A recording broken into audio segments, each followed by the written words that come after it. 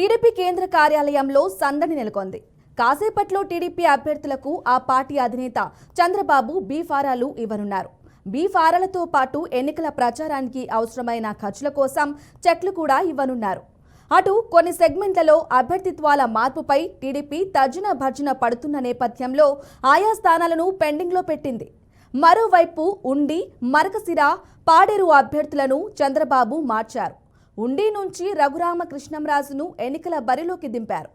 Madakasira టికెట్ను MS రాజుకు కేటాయించారు. ఇక పాడేరులో గిడ్డి ఈశ్వరికి అవకాశం ఇచ్చారు. అయితే కూటమి నేతలతో చర్చించి ఓ నిర్ణయానికి వచ్చిన తరువాతే పెండింగ్ స్థానాలను అభ్యర్థులను అధికారికంగా ప్రకటించనున్నారు. మరోవైపు చివరి నిమిషంలో దెందులూరు టికెట్పై ట్విస్ట్ నెలకొంది. బీజేపీతో అనపర్తి సీటు అడ్జస్ట్మెంట్లో భాగంగా దెందులూరులో చింతమనేని పోటీకి సన్నద్ధమైనట్లు తెలుస్తోంది. బీఫామ్ తీసుకునేందుకు రావాలని చింతమనేనికి 2 రోజుల క్రితం చంద్రబాబు చెప్పగా, ఇప్పుడు బీఫారం తీసుకోవటానికి రావొద్దని చింతమనేనికి సమాచారం ఇచ్చినట్లు తెలుస్తోంది. దీనిపై మరింత సమాచారం అందించడానికి ఏడుకొండలు ఫోన్లలో సిద్ధంగా ఉన్నారు.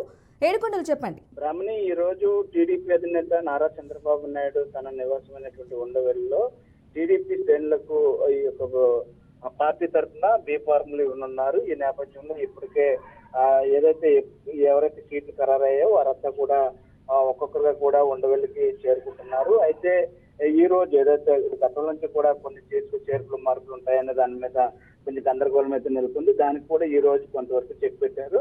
అయితే భీమవరంలో సిట్టింగ్ ఎమ్మెల్యే రామరాజును పక్కన పెట్టి ఆ స్థానంలో రఘురామకృష్ణరాజుకు స్థానం కేటాయించడం జరిగింది. అలాగే పాడేరులో గిడ్డి ఈశ్వర్కి స్థానం కల్పించారు. అలాగే అటు ఎంఎస్ రాజుకు కూడా సీటు కల్పించినటువంటి పరిస్థితి కనిపిస్తుంది.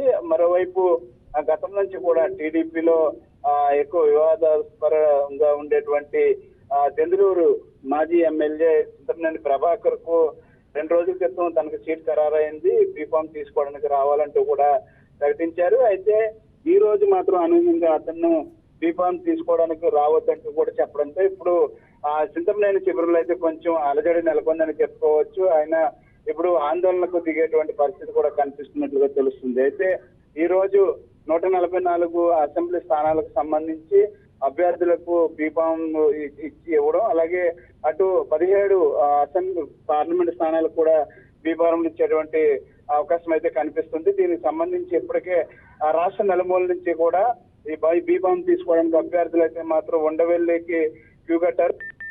చంద్రబాబు నివాసం వద్ద అయితే మాత్రం ఒక పండగ వాతావరణం నెలకొందని చెప్పవచ్చు. Brahmani. Okay, thank you Yedukondalu.